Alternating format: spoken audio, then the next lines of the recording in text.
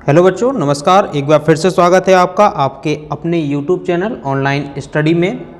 बच्चों, आज हम लोग बात करने वाले हैं इकाई क्रमांक 2 के चैप्टर क्रमांक 5 के बारे में, जिसका नाम है स्प्रेडशीट में मैक्रो का उपयोग।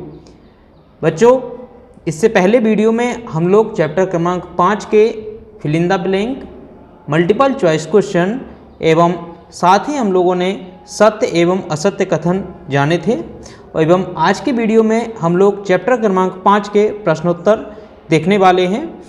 तो बच्चों, चैनल के साथ में बने रहिए। यदि आप लोग चैनल पर नए हैं तो कृपया चैनल को सब्सक्राइब करें, वीडियो को लाइक करें। कमेंट बॉक्स में यदि आपको कुछ समझ में नहीं आता है तो कमेंट करें एवं वीडियो को शेयर करना ना भूलें, जिससे कि आपके दोस्तों के पास भी यह जानकारी पहुंच सके। तो चलिए बच्चों, शुरू करते हैं आज का हमारा पहला क्वेश्चन, जो कि आप लोगों की बुक में है। उन कार्यों को सूचीबद्ध करें जो एक मैक्रो द्वारा रिकॉर्ड नहीं किए जाते हैं। बच्चों, सबसे पहले मैं आप लोगों को बताना चाहूँगा कि यह हमारी बुक का प्रश्न क्रमांक 2 है एवं प्रश्न क्रमांक 1 का उत्तर मैं आप लोगों को अगले वीडियो में दे दूंगा।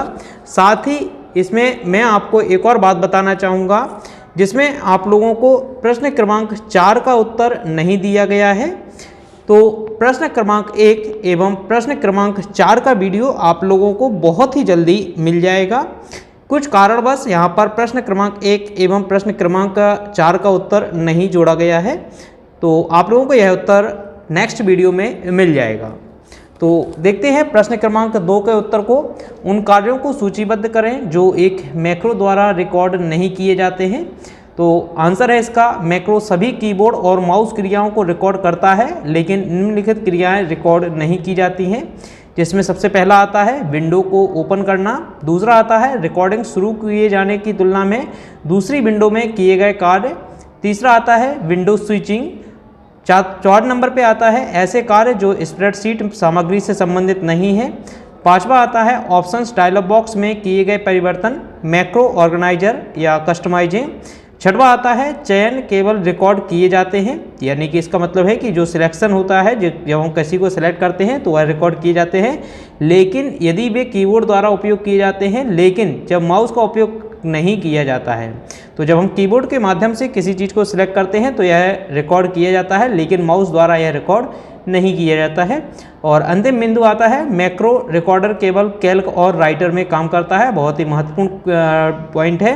आपसे पूछा जा सकता है कि मैक्रो बताइए किन सॉफ्टवेयर में काम करता है, तो यह केवल कैल्क और राइटर में ही काम करता है। यदि इस क्वेश्चन का आंसर इंग्लिश में देखें तो आप लोग इंग्लिश में इसका उत्तर देख सकते हैं।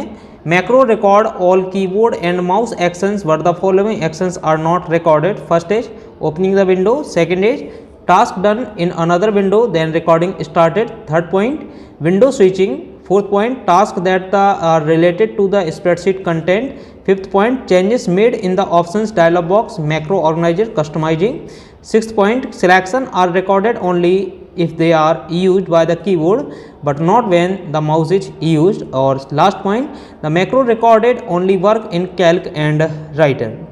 इसके बाद बात करें प्रश्न क्रमांक 3 की, तो प्रश्न क्रमांक 3 आप लोग अपनी स्क्रीन पर देख सकते हैं। लिब्रे ऑफिस मैक्रो लाइब्रेरी माई मैक्रो से कैसे अलग है? तो इसका उत्तर आप लोग इस तरीके से 2 हेडिंग बनाएंगे। सबसे पहले लिब्रे ऑफिस मैक्रो लाइब्रेरी लिखेंगे और इसके अंतर्गत आप लोग लिखेंगे Libre office macro library Libre office द्वारा प्रदान की जाती है और इसमें प्री रिकॉर्डेड मैक्रो के साथ मॉड्यूल होते हैं और इन्हें हम बदल नहीं सकते हैं।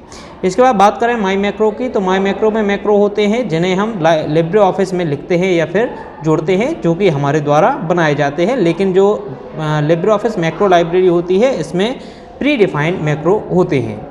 बात करें इंग्लिश में इस क्वेश्चन का आंसर क्या होगा, तो आप लोग इंग्लिश में इसका उत्तर देख सकते हैं। The LibreOffice macro library is provided by LibreOffice and contain module with pre recorded macro and should not be replaced. और माई मैक्रो में my macro consist of macro that be write to add और LibreOffice. Next आता है 5वां question, क्योंकि मैं पहले ही बात कर चुका हूं कि 4 नंबर के प्रश्न का उत्तर एवं 1 नंबर के प्रश्न का उत्तर अभी मैं इस वीडियो में नहीं दे रहा हूं। आप लोगों से कहना है कि 4 नंबर का जो प्रश्न है, मुझे ऐसा लगता है क्योंकि मेरे पास हिंदी मीडियम की बुक है तो मुझे ऐसा लगता है कि कहीं ना कहीं प्रश्न में कुछ गलती है, तो यदि कोई बच्चा जिसके पास इंग्लिश मीडियम की बुक हो तो वह बच्चा हमें कमेंट बॉक्स में वह क्वेश्चन लिख करके भेजे और फिर आपको उसका उत्तर मिल पाएगा। तो जिसके पास भी इंग्लिश मीडियम की बुक हो तो कमेंट बॉक्स में जो क्वेश्चन नंबर 4 है वह लिख करके मुझे कमेंट करें। इसके बाद देख लेते हैं क्वेश्चन नंबर 5। एक मैक्रो का नामकरण करते समय उन सभी नियमों को सूचीबद्ध करें जिन्हें ध्यान में रखना चाहिए। यदि सभी मैक्रो को उत्तर देख लेते हैं। यदि सभी मैक्रो को एक ही नाम दिया जाएगा तो फिर उस नाम से बनाए गए पिछले मैक्रो को ओवरराइट कर दिया जाएगा। मैक्रो मॉड्यूल या लाइब्रेरी का नामकरण करते समय हमें निम्न बातों का ध्यान रखना चाहिए। यह महत्वपूर्ण क्वेश्चन है, आप लोगों को ध्यान से इसको पढ़ना है एवं उसका उत्तर लिखना है और याद भी करना है। जब हम किसी मैक्रो को बनाते हैं तो हर बार हमें उसे अलग नाम देने की आवश्यकता होती है, क्योंकि यदि हम पहले वाला नाम ही दे देते हैं तो यदि उस नाम से कोई पहले मैक्रो बना हुआ है तो वह नए वाले मैक्रो से ओवरराइट हो जाता है। और जब हमें यदि नाम देना है तो नाम देते समय हमें कुछ बातों का ध्यान रखना चाहिए, जिसमें सबसे पहले नंबर पे आता है कि जब भी आप किसी को नाम दें तो आपको अल्फ़ाबेट से स्टार्ट करना चाहिए, क्योंकि यदि आप अल्फ़ाबेट से स्टार्ट नहीं करेंगे तो आपका जो नाम है वह मैक्रो द्वारा नहीं लिया जाएगा।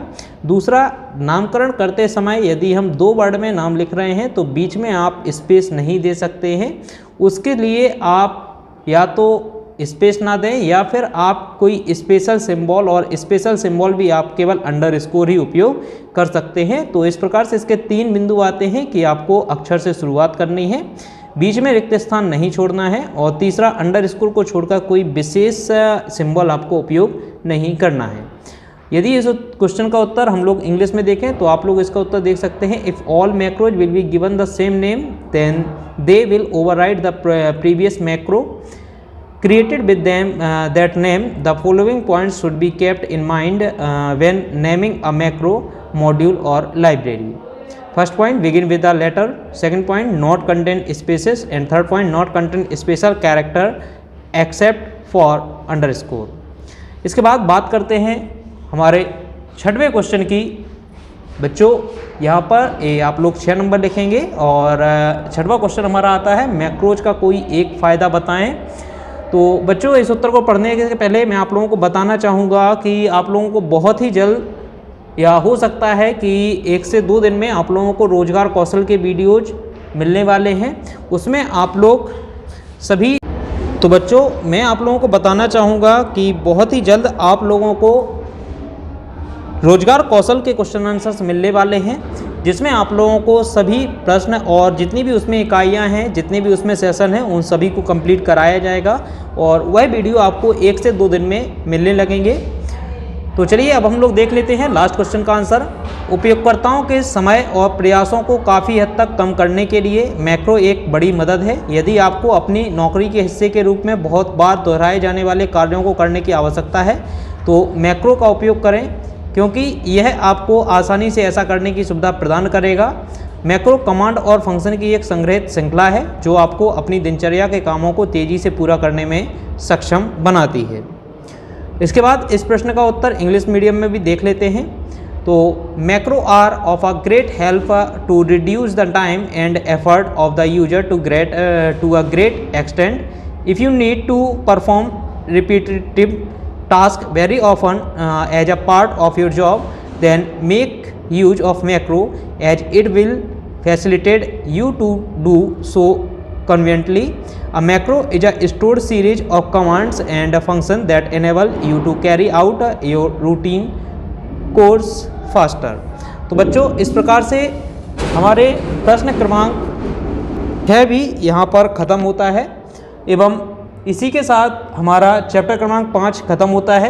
चैप्टर क्रमांक 5 में आपको 2 प्रश्न रह गए हैं, तो जिनके उत्तर मैं आप लोगों को जल्द उपलब्ध करा दूंगा, लेकिन आप लोगों को इसके लिए प्रश्न क्रमांक 4 मुझे इंग्लिश में भेजना होगा कि आखिर इंग्लिश में की बुक में वह प्रश्न क्या दिया गया है। तो अगली वीडियो में आपसे फिर से मुलाकात होगी, जिसमें हम लोग एक नए चैप्टर एवं इन 2 प्रश्नों के साथ उपलब्ध होंगे और साथ ही आप लोगों को रोजगार से कौशल से संबंधित हो सकता है कि 1 से 2 प्रश्न उस वीडियो में बताए जाएं। तो अपने तब तक के लिए बच्चों अपना ख्याल रखें।